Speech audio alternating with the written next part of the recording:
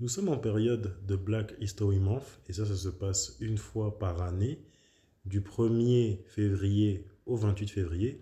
Je trouve que c'est le moment d'apprendre un peu plus sur nos origines, sur notre histoire. Il y a quand même 56 pays d'Afrique, 56 beaux pays d'Afrique. Nous avons tous des appartenances différentes, nous avons tous des origines différentes, mais nous restons des Africains et c'est aussi le moment pour les Afro-Américains d'apprendre un peu plus sur eux. Aujourd'hui, je vais parler de Pierre Moulélé. C'est un Congolais, un homme politique congolais, un petit peu méconnu, je l'imagine. Pour moi, c'est un autre martyr du Congo.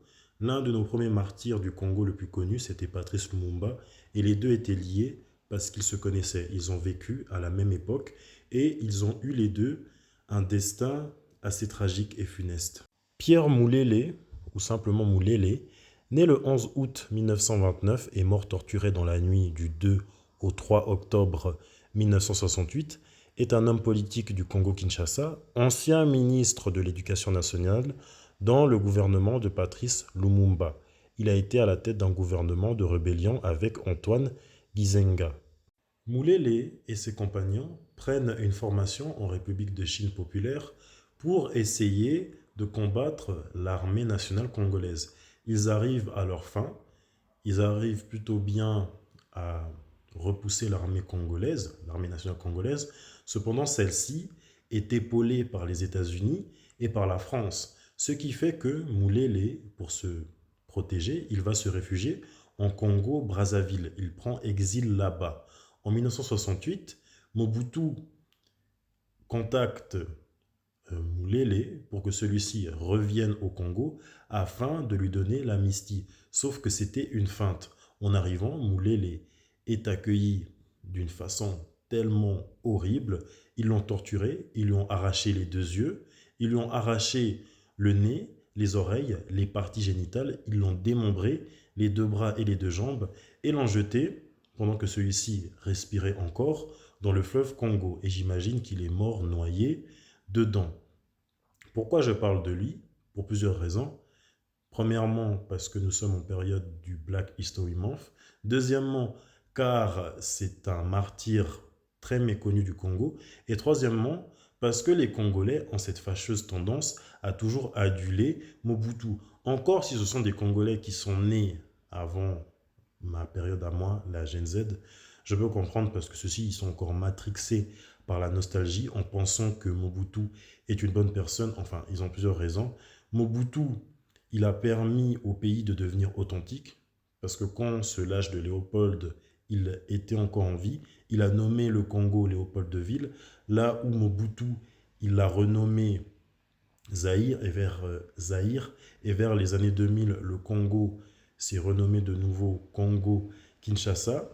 Et aussi, il a instauré cette règle que les Congolais ne portent pas le nom des colons, ou plutôt des prénoms occidentaux, des prénoms européens.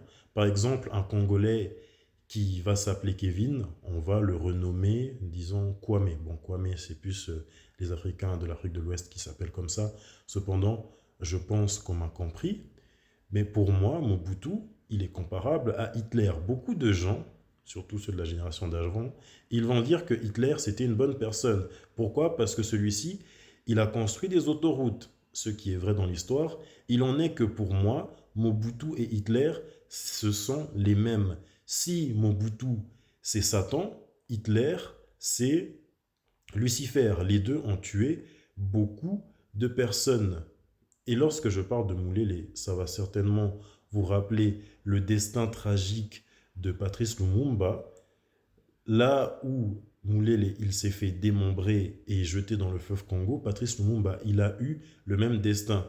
Mobutu, il est lié pour les deux assassinats. Bon, pour Mobutu, il est lié directement et indirectement. Indirectement car celui-ci n'était pas sur place, mais directement parce que celui-ci, il a vendu Lumumba aux Belges qui l'ont démembré et jeté dans de l'acide. Il n'en restait que de lui qu'une seule dent.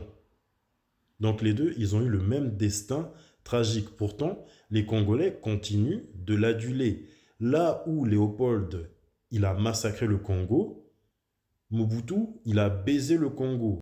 Dictature totale, exécution et torture de ses opposants, détournement de fonds, surtout les minerais en ressources naturelles tels que le cobalt ou le cuivre, effondrement économique, salaire impayé, pendant que lui, il s'enrichissait, le peuple s'appauvrissait, et quand celui-ci, il a perdu son rôle de dirigeant, le Congo est devenu encore plus instable.